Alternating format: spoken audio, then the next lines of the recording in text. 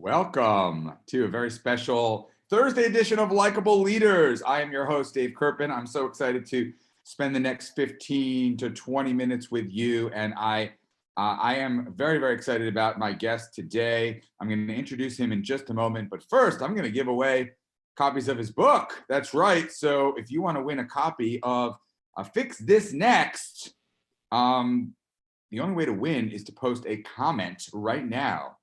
Now you don't have much to comment on, so tell me where you're from. Tell me where you're watching from today. Tell me one thing that you want to get out of the next year of your life, business-wise. Tell me if you could fix one thing about your business, what would it be? If you could fix one thing about your life, what would it be? If you could fix one thing about your job, what would it be? Just any answer will do, and you can qualify to win a prize. And now, without further ado, I do want to introduce my guest to Likeable Leaders today. He is a longtime friend, a fellow author, a fellow speaker, a fellow entrepreneur, a terrific guy. And he and I have many things in common, but most notably today, I believe we have the quarantine, COVID-19 facial hair thing going on. Welcome, Mike Michalowicz. Thanks so much for being here today, Mike. Dave, thanks so much for having me. Yeah, we are the two Civil War generals ready to go to battle. Indeed, indeed. So it's great to see you. Better circumstances and in person would be even better, but I'll take this for now. And congratulations. You launched a book, and I have to say I was nervous, not only on your behalf, but on behalf of a lot of author friends in terms of launching a book right now. But, you've done it. You've done it to great success already, which is amazing. And I really tip my cap to you. So tell us a little bit about Fix This Next, and also about why now. Obviously, you could have postponed the launch. So you could have done that, but why now, and why this book? Yeah, so I wrote the book to address crisis. What I thought was going to be micro crisis, like a competitor comes and starts taking your clients, an employee leaves, it devastates the business. But we have what's called macro crisis or macroeconomic crisis, where the whole world is changing and it's triggering all these micro crises. The conception of Fix This Next was I sent an email out about 5 years ago to my readership. I'm not the most technically savvy guy. And I sent out an email saying, what is the biggest challenge you're facing this year? But I must have triple clicked because the email went out 3 times in the same day. In a few circumstances, the same person answered the same challenge question with different answers during the same day. So this one guy says, in the morning, the biggest challenge my company has this year is sales. In the afternoons, my biggest challenge is hiring good people. Then my biggest challenge is knowing what my vision is and moving toward it. And it became very clear to me in that moment that the biggest challenge entrepreneurs have is actually knowing what their biggest challenge is. Indeed. So where do you start? So Fix This Next is going to tell me what challenge I should think about fixing first or next. Yeah, it'll pinpoint it for you. So what I did was I developed what I call the business hierarchy of needs. I translated this from Maslow's hierarchy of needs, and I figured out there is a common DNA for all business. Your business, my business, a pizza shop, a manufacturer, we're all the same when you peel back the skin. For example, if you and I are standing next to each other, we look different, and people would judge us based on our height, our skin color, or whatever. Well, more similar now. But right. Touche. But if they peel back the skin of us, we're indistinguishable. Your heart and my heart's in the same spot. If I'm having cardiac arrest, the doctor, she doesn't look at me and say, Mike, is your heart in your foot? Or it's always the same. Well, when we peel back the skin of business, we see this common DNA. So I created a business hierarchy of needs, kind of like the likable hierarchy in the way it looks. But there's 5 levels to it, similar to the hierarchy you created. But this is specific to business needs. And at the foundation, every business needs sales. It's the creation of cash. If you don't have any sales, you do not have a business because it can't breathe. It's suffocating. But once you have sales, it needs to simply be adequate to support profit. Profit is the creation of stability in an organization. Sadly, a lot of businesses think you can sell your way out of everything, that sales cures everything. And that's total bull. It does not. Sales translates to obligation. Every time I sell, I have more obligation on my business. If I'm a small business owner, there's actually more obligation on me. Therefore, there's more stress on me. So sales, we want to increase, but only in relation to sustainable profitability. Once that's satisfied, then the next fix that's commonly needed is order. Order is the creation of organizational efficiency, no dependency on the owner. The next level above that is impact. Impact is the creation of transformation. Actually, Likeable does this. Harley Davidson does this. Transformation is where you're shifting people's lives permanently. For example, you buy a motorcycle from anybody, but if you buy a motorcycle from Harley Davidson, all of a sudden you belong to a community. You're a weekend warrior. Your life has been transformed. The highest level is called legacy. Legacy is the creation of permanence. What was so fascinating about my research here is this is where business owners came to me and said, oh my gosh, I've never been a business owner. I've always been a business steward, meaning the creation of the entity was more significant than their involvement in it. It's about the ongoing entity. And the last thing I just want to share is this works relationally. So this is like building a structure. Everything must be adequate to support a level above it, but it all exists. Just like Maslow's hierarchy, Maslow foundationally says we all need to breathe air before we can achieve high levels like self-actualization. But right now we're talking at an intellectual level, but we're both breathing. So the foundational things are still happening on automatic. Well, through our business, all these things are happening at all times. The question is, where do we need to concentrate the next fixed? And you do it by asking, do we have adequate sales for profit? Do we have adequate profit for order? And you keep asking those questions until it's not adequate. And that's where you got to apply the fix. I absolutely love that. By the way, this is a Likeable Leaders First. You're the first guest I've ever had that has their own pyramid to share. So we'll have two pyramids on this show, but in all seriousness, I love the pyramid. I think it from bottom to top, it speaks to important things that business owners need to think about. I love the side, you didn't mention this, but I love the first three are the getting and the last three. You saw it, yeah. Boy, oh boy, does that make sense to me in terms of somebody who's focused on building my legacy, hopefully as well. If you're just joining me, everyone, I am live with Mike Michalowicz, multiple best-selling author, but I wasn't sure how many books have you done now? Is this six? Six. Amazing. So Fix This Next is his sixth book, just hit bookstores everywhere if you could get to them, but Amazon, so you can all get to that, which is great.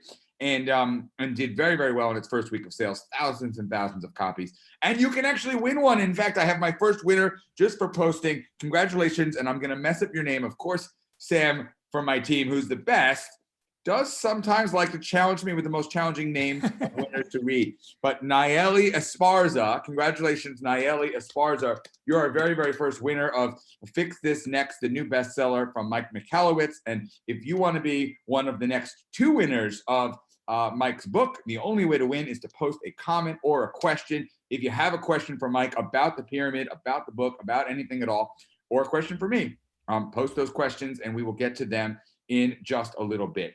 Let's get into COVID more. I mean, I think it would be just frankly insensitive and frankly absurd for me to have any guest on and talk about the business world and life as we know it without talking about the obvious here, right? I mean, for me, I sent in an email this morning. You and I are both, I would guess, safely call us both prolific email marketers. I sent out an email this morning just riffing on my thoughts about the uncertainty that's out there. I feel like this is literally the most uncertain time any of us have ever experienced right on the planet. And so with that uncertainty comes tremendous anxiety, comes tremendous fear.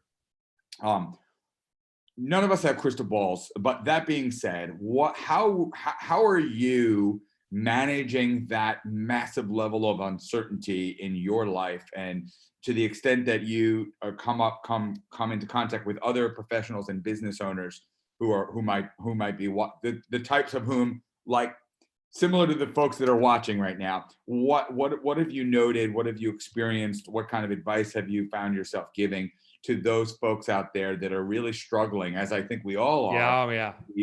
Uncertainty. Yeah, I found there's two things. One is empathetic listening. Actually, it's part of your pyramid structure, which is so critical. The mistake I think some leaders make in this time frame is like, hey, we're going to push through this, but we're not asking our colleagues, our clients, how's this affecting you? So empathetic listening.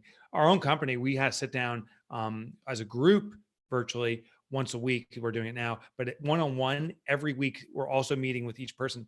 And one person, I didn't realize this, Jenna in our office, was in the process of buying a house right when the process hit. She sold her old house and didn't have a new house to go to. She was homeless effectively Oh my because God. of the mortgage. Well, that comes out of empathetic listening. So the goal of our organization is to not just achieve the corporate goals, which honestly are the business owner's goals. It's to serve everyone in the process. So it's just as important she gets a home as we keep the business moving forward. So empathetic listening. The second thing is ask, candid ask.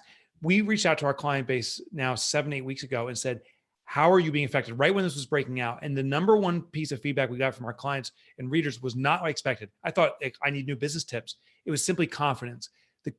Consistently, people said, my confidence is shaken. How do I gain confidence? And it becomes then our responsibility to deliver on that. So we did, I write business books. I've never written a book on self-help. So we'd made an about face and we very quickly pivoted, changed, and now delivered about a week ago. We call it the confidence course, just our research on becoming confident. And here's the interesting thing.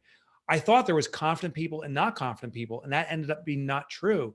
Everyone has confidence. It's the application of it. So everyone confidently drinks water, for example. How do you take that recipe of how you achieve confidence there and apply it somewhere else? So that's how we've adjusted. Fantastic. So if I'm hearing you, and if I'm hopefully doing my own job of listening here, you're talking about listening, talking about asking questions, asking those questions and the tough questions that you might truly not know the answers to. And then you're talking about adaptability and being able to be nimble and to move as needed. That all makes a lot of sense to me. Fantastic. Well, that's actually a perfect segue to get into our pyramid. So I'm going to pull up our own likable leaders pyramid that we talk about each week. Thank you, Sam, for pulling that up. While I do that, I have a second prize winner. Congratulations to Paris Gordon. Paris Gordon from Nashville, Tennessee. You're the second winner of Fix This Next, the brand new best-selling business book from Mike Michalowicz.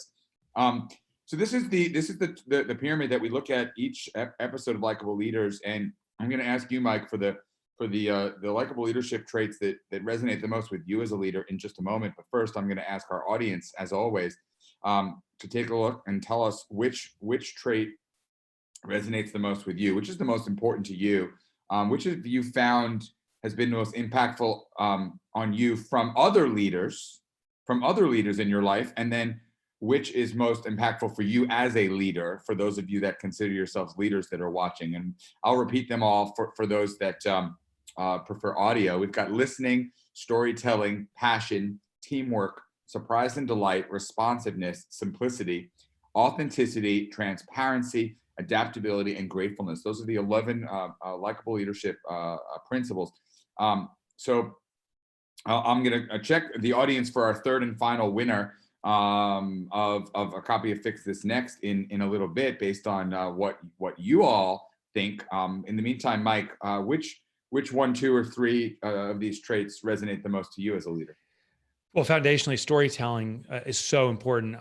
The people I admire most tell great stories because it's so sticky. They're memorable. So I love storytelling and aspire to enhance my own. Simplicity. It's the essence of getting concepts across. We're in such a distracted world that more succinct, more digestible information is more effective. And it all boils down to simplicity. And simplicity doesn't mean simpler. It doesn't. How do you get something to its most core essence without diluting its effectiveness? And then gratefulness. Gratefulness to me makes the world go around. I'm grateful for you. I'm grateful for my other relationships, and I'm grateful for the people who decide to take a risk and work with me and my clients too. So gratefulness, when I have that sense of appreciation, is actually the most fulfilling element of my life. So I think that's a powerful element. That is fantastic. And I'll try to combine all 3 into my response to you, which is to say, I'm grateful for you. And one of my favorite stories to tell that I've written about was when you and I had an interaction some years ago. It's got to be 4 or 5, I don't know, maybe even 6 years ago, when we were both speaking at a conference in Mexico. Right, in Monterrey, Mexico. We're flying back. Monterrey, Mexico. And I'm about to go on, pretty big audience. And I was a little nervous. And you said something to me like, it's not about you, it's about them. Just help them feel good. And it was just really a perspective shifter. So that's my Mike Michalowicz story.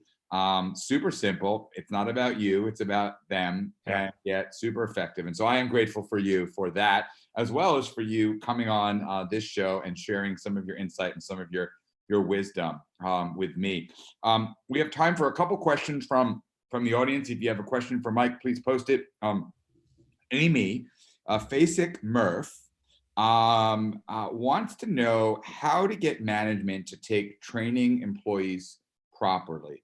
I guess she says right now that is her biggest challenge. How can she get management to take training more seriously? Or what would you say to Amy? Yeah, so there's a simple method. I actually talk about it and Fix This Next. There's a method called the 10-10-10 method. It was not developed by me. It's developed by another person named Susie Welch, but I refer to it in the system because it's so effective.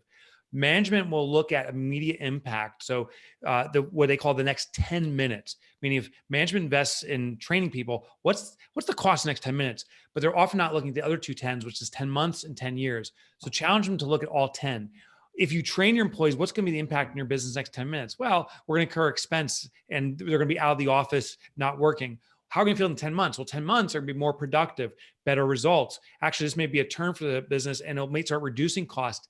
10 years, we may have a reputation for training the best people. It may be a great recruiting ground. These people may have elevated and over 10 years, the return may be 100-fold. So break them out of the next 10 minutes and move them into the 10-10-10. Oh, I absolutely love that. Thank you so much. And hopefully that helps you, Amy. Basil, again, Sam, you give me the toughest names. I think it's Basil. It might be Basil. Basil wants to know, how can leaders reduce, tough one. I hope you know the answer to this. I don't know. How can leaders, I'll tell you my answer and then you can tell me yours. Basil's question is, how can leaders reduce their stress during these tough times? Look, I think everyone manages stress in different ways. I mean, for me, I am doing hobbies that I very, very much enjoy. And I'm exercising as much as I can. I'm getting outside. I'm experiencing sunlight. I'm shutting off on Fridays. Fridays is my day with my son, and I'm shutting it off. That's how I'm doing it. But it's very, very hard. I'll be the first to admit. That's what I'm doing. How about you, Mike? I love those tips and they are effective. I also use a thing called block control, and block control is where we start reducing the amount of time we're looking in front of us. When we feel stressed and overwhelmed, it's usually because we're considering too many thoughts. I have to get so much done this month or this year or whatever. Rewind it back to say, what do I need to get done simply today and today alone to move toward my goal? And if that's overwhelming, ask yourself, what do I need to get done in the next hour? And if that's overwhelming, what do I need to get in the next minute? And when you start getting to smaller blocks, you start feeling control again and the stress starts to dilute. Awesome. Okay. We have time for one more question and then we're going to give away our grand prize to one person that's commenting. Here's what I'm going to do to make it a grand prize. We're going to give you Fix This Next from Mike Michalowicz, and I'm going to throw in Likeable Social Media 3rd edition bonus. You get both. So you got to post. And I got one ask too, if you don't mind. Sure. So just, I want to invite, because I know so many listeners to this channel, anyone that's interested in picking up a copy, I want to invite you to do it now because I got something I want to do. So if you're willing to go on Amazon right now as we're doing this broadcast and buy this, honestly, this is the most affordable and effective way I can serve you. There it is. Thanks, Sam, for throwing it up. It's the most affordable and effective way I can serve you. I'm asking for a second reason. As Dave shared, this is my launch week.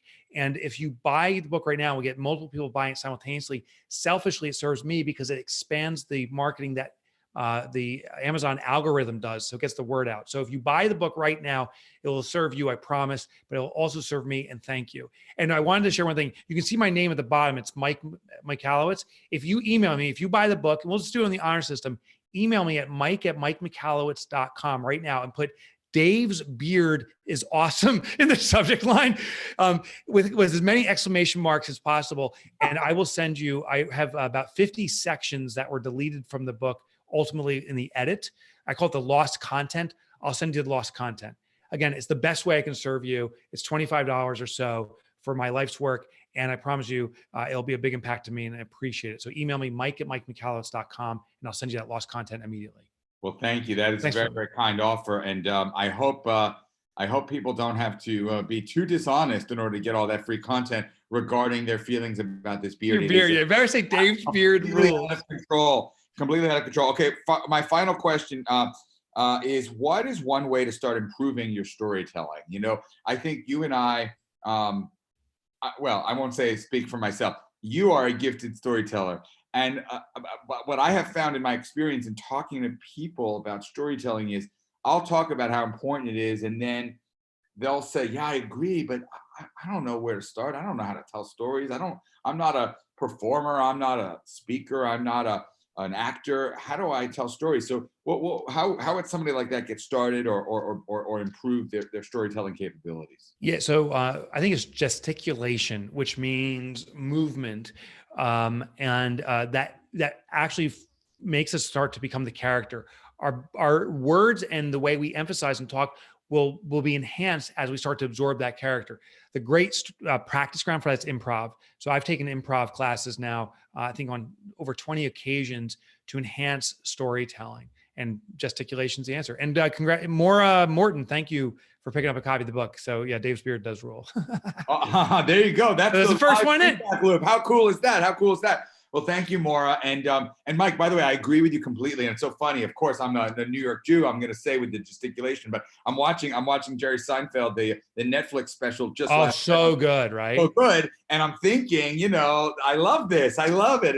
It was very comforting and just again with it at a time of so much uncertainty, to go back to what I know and like and just laugh a little bit. Boy, that was just so good. And you're researching, the best presenters, in my opinion, are comedians. Jim Gaffigan, Jerry Seinfeld. Watch them and you'll see how they can hold an audience without a single PowerPoint, without referring to notes, and a stool and a microphone. And I think there's a lot to learn from them in our skills too. Wow, what a diversion for what I had planned on talking about with you, but a brilliant insight. I absolutely love it. I think it's a perfect time to stop. I need a grand prize winner, Sam. So hook me up with a grand prize winner, please. That's going to win not only a copy of Likeable Social Media, 3rd edition, but the brand new Fix This Next, Mike Michalowicz's latest and greatest book. And by the way, just in case you don't win, buy it right now on Amazon and email Mike at Mike Michalowicz. Is it Mike at Mike Michalowicz? Yeah, Mike and Mike Michalowicz. You can get right on the book itself. And even if you're watching a recorded one, send it to me. You'll love the lost content. That's my thank you to you. And we'll hook you up. He's going to hook you up with some lots of free bonus content if you can do that. Mike, I want to thank you before we wrap up. I want to thank you so much for stopping in. It is a great pleasure to see you, and I appreciate always hearing your wisdom, your insights. They're so valuable. I want to thank Sam from my team for helping to do this. Sam has become, amongst many other things, a virtual producer of this great Likeable Leaders show. And Sam, on that note, give me a grand prize winner, or else I'm going to have to keep them hanging. And I want to thank you guys, our audience. You guys are the folks that tune in, that ask great questions. And I really deeply appreciate each and every one of you. And WhatsApp is down, but Sam pivoted to the Zoom chat, and I see it. It came up on chat, and I believe it is Kathy. Kathy Doyle. Congratulations, Kathy Doyle. You rule. Kathy Doyle, you're a winner of Mike's book and my book. And until next time, everyone, have a super likable day. Take care of your family and yourself. We'll see you next time.